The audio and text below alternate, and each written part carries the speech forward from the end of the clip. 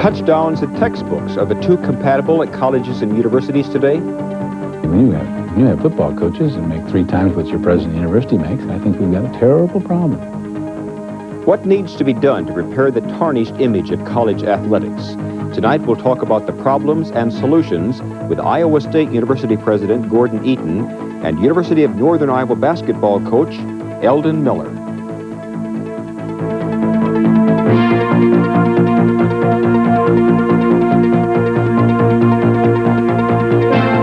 This is the Sunday, January 4th edition of Iowa Press. Here is Dean Borg. Good evening. It cost Jim Kreiner his job, the school more than $200,000 in legal fees alone, and left Iowa State University's football program with a tarnished image. The National Collegiate Athletic Association closed its investigation of Iowa State's football and basketball programs more than 2 weeks ago, but the ramifications of that probe, in fact symptomatic of the problems facing all college athletics, are likely to remain at the school long after the NCAA sanctions expire. Where do the answers lie?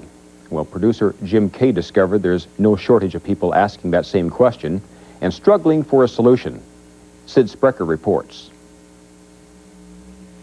The headlines read like a bad dream to most college administrators. The language of college athletics today is as much of sanctions and drug tests as it is of touchdowns and jump shots.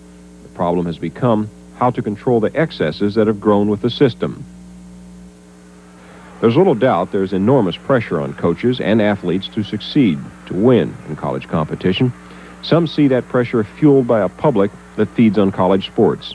And that's, of course, the fundamental problem. The best of the programs, given the fact that they exist for the public rather than for the students, the best of the programs also manage to meet the needs of those individual athletes for educational purposes. They graduate, they have personal growth, and so on. It isn't just a stepping stone to the pros. The worst of the programs simply use the athletes to satisfy that public need, and there's very little emphasis on education or interest in education. So the struggle in the division... George Drake, a former star athlete and now president at Grinnell College, is a member of the President's Commission of the NCAA. The commission was formed a few years ago after the American Council of Education pressured the NCAA into allowing school presidents a greater role in the oversight of college athletics. But that increased involvement has been a mixed blessing for some college presidents who have stood with athletic directors and coaches on the NCAA firing line. Like it or not, presidents have to be well aware, as aware as they can be, of what's going on, what financially is going on. That's one of the reforms that the President's Commission has been working on, of audits so that you can actually see where the money's coming from. Iowa State's transgressions cost the football program 4 scholarships in 1987, but quick presidential involvement probably saved the team from more severe penalties. The NCAA looked favorably on the school's decision to fire Coach Jim Kreiner with 2 weeks left in the season. But the action still came after the violations had been committed, and the problem now faced by NCAA members is one of prevention, not punishment. Many question whether the NCAA is up to the task. The organization is viewed by some as a nitpicking paper tiger, but by others as the only hope for solving the problems of college athletics. Collectively, if the will is there in athletic directors and presidents that they would like to see improvements, it can be done better through the NCAA than it can be done by the individual institution. The problem then becomes moving a very, very cumbersome organization. Of late, most suggestions and rule changes deal with the athlete as student. The NCAA's Proposition 48, adopted this year, prohibited hundreds of incoming freshmen from competition because of poor grades. By eliminating the full-time pressure of competition, the hope is athletes will spend more time hitting the books. I played 27 games. The youngsters that are playing today play in 40, 45 games. They start practice in August, and they don't have a day off, not a day off. Everybody should have a day off. They don't have... Des Moines clother Bill Reichert was a gifted running back at the University of Iowa in the early 50s. Now an outspoken critic of the college game, he claims to have been the highest-paid Iowa player up to his time. Coming back, when I was at the University of Iowa years ago, I was coming back into an economics course, and we opened up in California and went to Purdue and someplace, and I got back about 3 weeks later, and I was hopelessly behind. I was trying, trying to keep up, but the only way you can, possibly catch up with something like that is spend an awful lot of time hitting the books, and you don't have that kind of time. More time in the classroom obviously would mean less time on the practice field, and that would mean a less polished product for the fans to enjoy. So again, you come back to that public pressure thing, and I think the institutions would just have to stand up to that public pressure and say, you're not going to get as good a product because these are also students.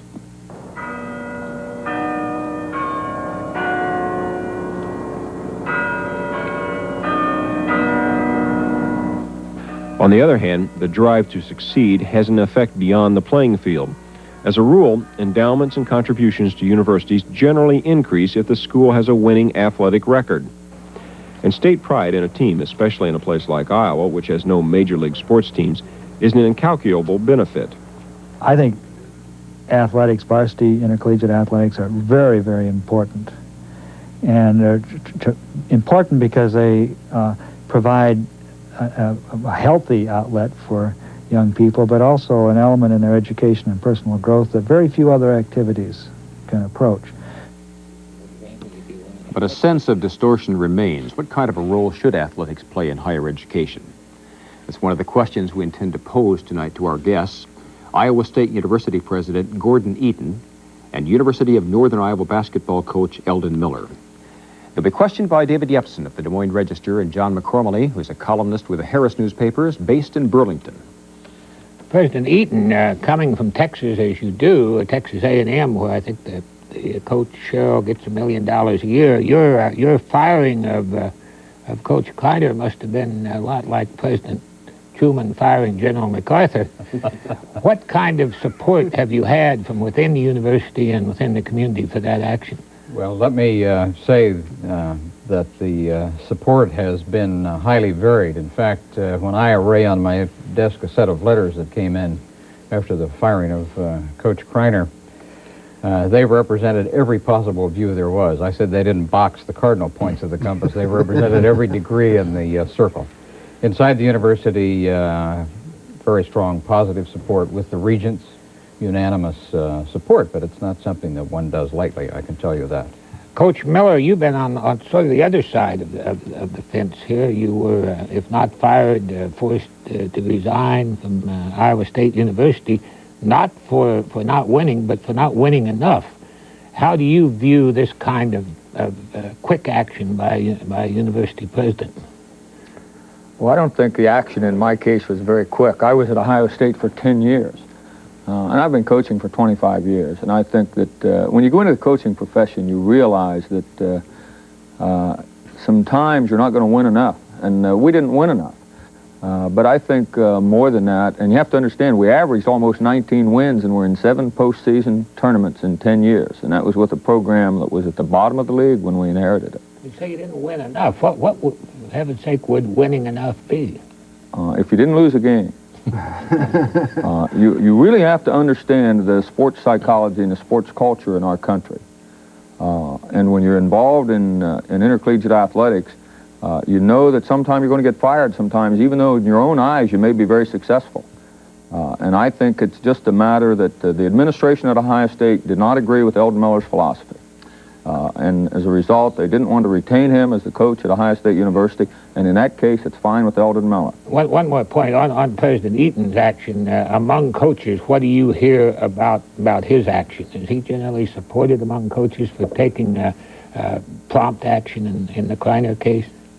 I think that there's no question in the coaching profession, the majority of us feel that people who violate rules should not be coaching. In fact, the basketball coaches were almost unanimous of that vote in Chicago at a Division I meeting recently. Coach Miller, and I'd like to ask both of you this question. What is the proper role of athletics at a university in the state of Iowa? If you look at the amount of money that is budgeted for these programs, it's millions of dollars that are provided in large part for what is really entertainment. Is that a proper role for a public university in this state, Coach Miller?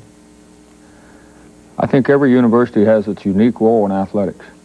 I think the role of athletics at a university like the University of Iowa is different than it is at the University of Northern Iowa. University of Iowa really is self-supportive to a great extent in athletics. The money that's spent is also made. At the University of Northern Iowa, we cannot make that statement today. We do not generate that kind of revenue from gate receipts, from television that they generate at the University of Iowa. And I think the role that athletics plays really is unique to the university. And I think it can be a positive thing in any situation. It can be a very positive thing, both educationally and athletically at the University of Iowa, as well as it could as any of the schools at the Iowa Intercollegiate Conference, schools like Grinnell, like Luther.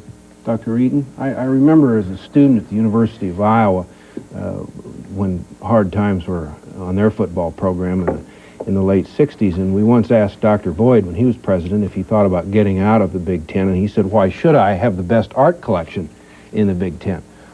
What do you think is the proper role of athletics vis-a-vis your art collection or whatever else is at Iowa State University? Well, athletics, as you know, David, comes in many forms. And I think as far as benefit to the total student body, intramural athletics plays perhaps the most important role because it involves the largest numbers of students. When we go back to the origin of sports and their purpose on college campuses, we end up going back to a view very much like the one the Ivy League holds. They don't put nearly the commercial emphasis on winning that many of the other organizations do in the country.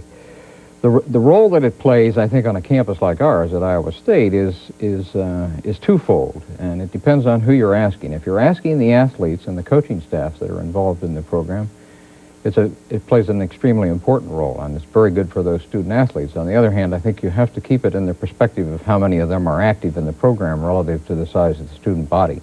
That's what I mean. I mean, there are other things you do at Iowa State, just at the University of Iowa, right, that just get overwhelmed by the athletic program. And I think by and large, the pressure to win and the winning is everything attitude that drives a lot of these programs comes from outside the institution. That's not to say that a lot of the pressure isn't there from alumni of the institution. It is. Big-time athletics is basically entertainment, and people want to be entertained, but there's this need on the part of boosters and alumni of individual schools for their team to win. Is that proper? Well, it depends on whether you're talking about psychologically, ethically, or so forth. I guess my general answer to your question is no, I don't think that's proper, but I'm not sure that means anything. Let me come at this question from the opposite end. Who cares? I mean, why is this a big deal, this whole concern over athletics? I mean, these programs pay for themselves, as I understand it. There aren't a lot of tax dollars that come in. They bring a lot of money into the university. And for crying out loud, we're in Iowa. Times are tough. It's nice to see teams win and enjoy a game.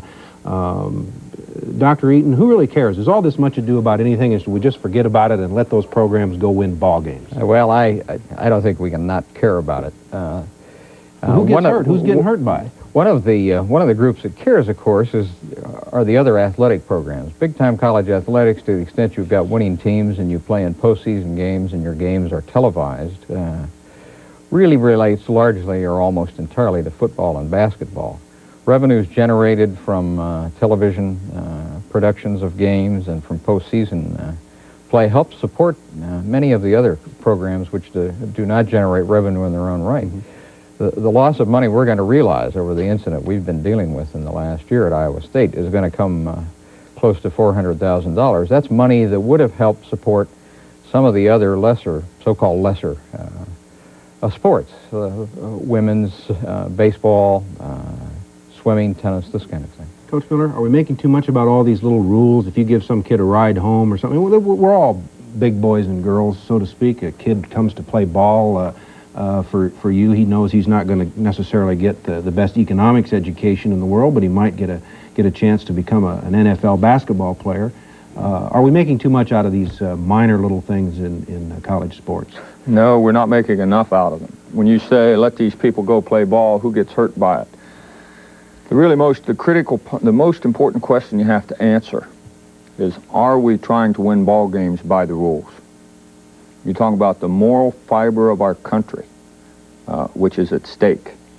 And we see evidence in business, in government, in athletics, every day, where our country's moral fiber is the most important question we have. And I think that Athletics is a very, very important part of the educational process, particularly, and I don't see anyone who allows anything that's a violation of the rules to happen in an educational setting is a total hypocrite in my mind. I don't think that it's a matter of life and death, but I think, by and large, the way we operate is going to determine the course of our country. I don't care what we're doing, if it's in athletics or what field we're in. Since we're going to have athletics, then let's try to win, let's play to win, but let's do it within the rules that we have set up. The NCAA hasn't set up these rules. We are the NCAA. Dr. Eaton, is that the way that you would answer a question that I would pose on my personal observation, that here is a new president of Iowa State University who comes into a state that is severely depressed, into a land-grant institution, and a great percentage of his time, the first few months he's there, is taken up with an NCAA investigation into an entertainment program. Is the answer then that you were seeking to restore integrity? I think it's critical that we restore integrity. But it seems to me to be a distortion of values that a president is required to come in and devote that much time to restoring integrity to an entertainment program when all these other programs over here are crying for leadership. Well, I would have to agree with you there, Dean. In fact, as I was investing a great deal of time and energy in this at one point, I asked myself that same question. In fact, I would daily ask staff, if we would have staff meetings and discuss the NCAA investigation as we were launching our own. What really does this have to do with teaching and with the whole of the student body? What does it have to do with advancing knowledge through research? What does it have to do with professional service like extension that Iowa State offers? And the answer is fairly obvious. It has almost nothing to do with any of those. And I think this comes back to a point I would like to have made a moment ago. The NCAA, and incidentally, I agree entirely with Coach Miller. The NCAA is us. This is not some other body with which we are dealing. We're members of this organization. We vote on these issues, and we'll turn this ship of state when it has to be turned, and I think it will be. We'll see some additional changes made this coming week out in San Diego. But what kind of changes are you predicting? Well, as you probably know, the President's Commission has laid a very large number of changes before the body. They concern the number of games played, they concern spring football practice, they concern the number of athletic scholarships, the number of coaches, freshman eligibility, and so forth. And I don't know how many of those will be adopted as they've been recommended.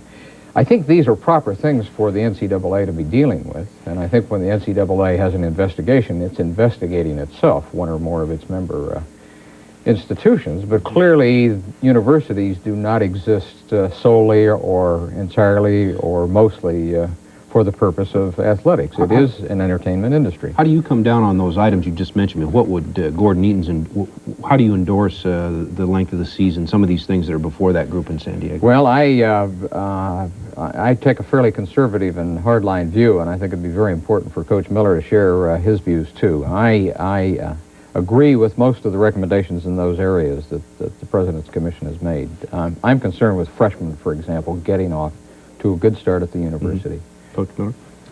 Well, I think with Proposition 48, the freshman rule is a moot question, to be quite honest with you. I think if we uphold the academic requirements that we're now utilizing, then people who meet those requirements, I think, can play as freshmen. I have a real problem with Proposition 48. I think that we ought to take the year with the people who do not qualify and provide them with very basic reading, writing, and mathematical skills as best we can in that year, and then give them 4 years to compete as athletes and to try to pursue an education after they have a year of try to catch up with the basic skills of learning. Coach Miller, regardless of the rules, and we all agree they should be enforced, can they be enforced well, or is the way the structure is set up conducive to enforcing rules? An illustration, I saw in today's newspaper a story about how Bump Elliott, the athletic director at the University of Iowa, the story said he was the happiest man watching the Rose Bowl parade, and it quoted him as saying, "I hope that what I read in the papers today about Hayden Fry deciding to stay at Iowa rather than going to USC is correct." And I thought to myself, well, now, why does the athletic director have to hope that what he reads in the paper is correct about the coach, shouldn't the athletic director know better than anyone else what the coach is up to? In other words, isn't he the coach's boss? As a coach, do you consider the athletic director your boss? Very definitely. And In fact, I have a whole chain of command of bosses. Would you be out dickering with somebody else and leaving your athletic director up to just hoping that he knew what you might be up to? Or? I don't think Coach Fry did that. Well, whether or not he did, the story indicated probably, that the athletic director was not really on top of what the coach was doing. Well, the athletic director wouldn't be in on new negotiations, but the athletic director would know that you're talking with someone. Now, the outcome of that discussion, the athletic director would not be aware of, in my opinion, until you told him, yes, I'm staying, no, I'm not staying.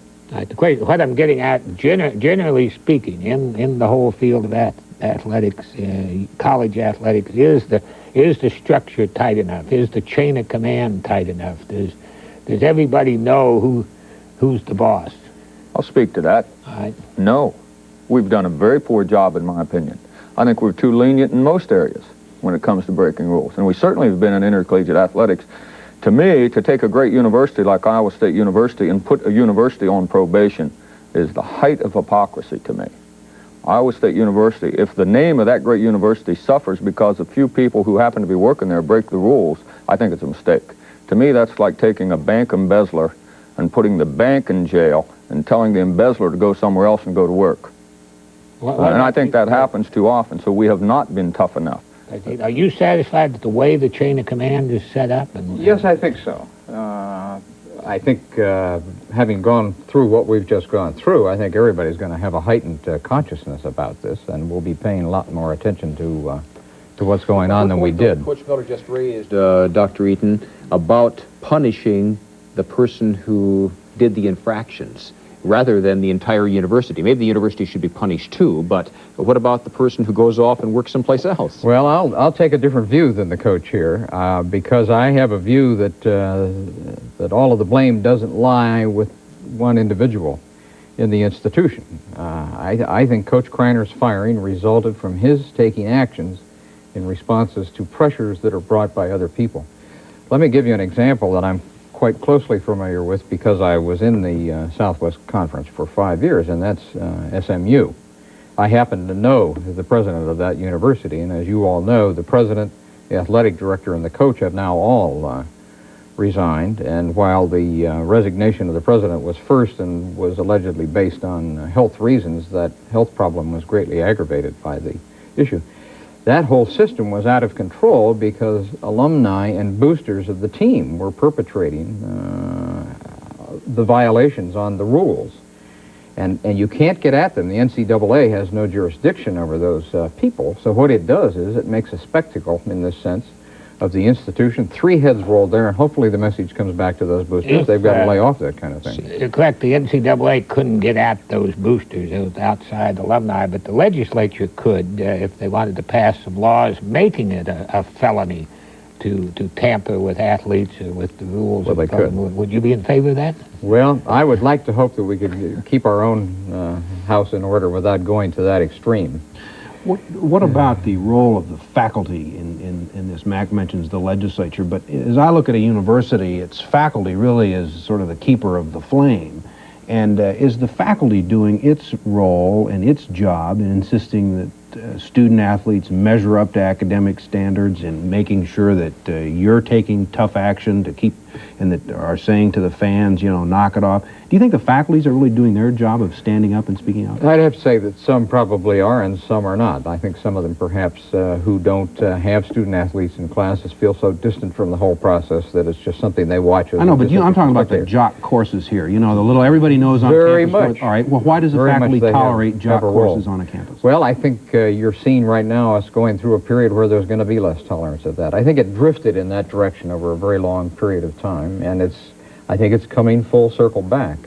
I think the athletic advisory councils who once had teeth have lost those teeth at some institutions. That was certainly the case at Texas A&M. They're going to get back in there now. They're embarrassed. I talked to faculty members whom I know personally at SMU, and they're desperately embarrassed at the image of that institution. They feel they've been damaged academically. Coach Miller, I want to go back to Hayden Fry for a minute and his possible departure that didn't occur. Mac brought that up. What is the contract ethic among coaches? This man had a contract with the University of Iowa and was talking about leaving. Do you think as a coach, if you up and leave before your contract's over with, that you should have to pay the university to leave? No, I don't. I don't think that's true in the business world, and I doubt that it'll be If you break true. a contract in the business world, you have, if you have a contract with Dr. Eaton here and you want to break that contract, you have to pay him. If someone who's vice president of General Motors leaves General Motors and becomes vice president of Chrysler, that person now has to pay that other company to do that? Breach of contract. Breach of contract.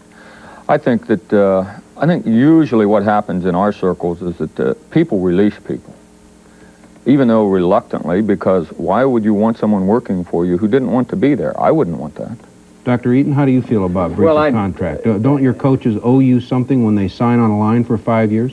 Again, I'd have to say yes and no. I would draw an analogy with the faculty, for whom, if they have tenure, are able to work at Iowa State from now until whenever, whether it's retirement or resignation.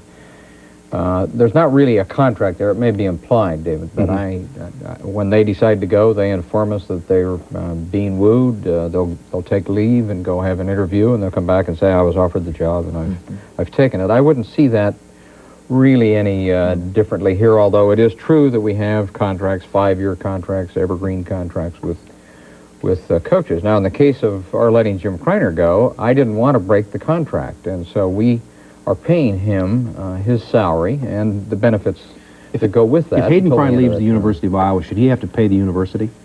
My own personal reaction, here I'm just speaking personally, is that I don't feel that he should, no. John? The University of Iowa, Hayden Fry aside, the University of Iowa apparently has shown, as Notre Dame and Penn State and a few others have shown, that you can have a great athletic program, highly successful, and still be clean. Now, either they're clean or there's the greatest cover-up job in history has gone on. Is it possible to be have a top athletic program and play by all the rules? Without question. I don't think there's any question about that. But let me say this. I don't care what rules we do, how good a job we do enforcing them. We're talking about human beings, and we're talking about us as human beings. Nothing surprises me anymore. So I think we need definite rules, and I think we need to know that people are going to continue to break the rules. But it is possible. But can you start from where you are and build a program, or where Iowa State is right now, and build a program adhering to the rules when you're competing with people who have established programs, Nebraska, Oklahoma, Penn State, Miami, and so on? Can you recruit against them? Certainly, you can do it, but don't expect to do it in 1 or 2 years. If you're going to build a program and build a program the right way, then you need to let the new coach coming in understand that you can just about skip the first year recruiting. Now, it's going to take you 5 years. Now, if you're talking about building championships, see, everybody thinks championships. You can't guarantee that's going to happen. But if you want to talk about a program who can compete with anybody day in and day out, yes, you can build that kind of program. You're talking about time constraints there, and I'm under one right now. They're telling me that our time here has ended. Thank you very much, Coach Miller, Dr. Gordon Eaton of Iowa State, for being our guest today on Iowa Press. Before we go, we'd like to encourage you listeners, if you have any questions or comments about Iowa Press, you can write us at Post Office Box 6450 in Johnston. You see the zip code on the screen is 50131. Box 6450, the zip was 50131. Until next week, for Davey Upson and John McCormley, I'm Dean Borg, inviting you now to stay tuned for Take One. Good night.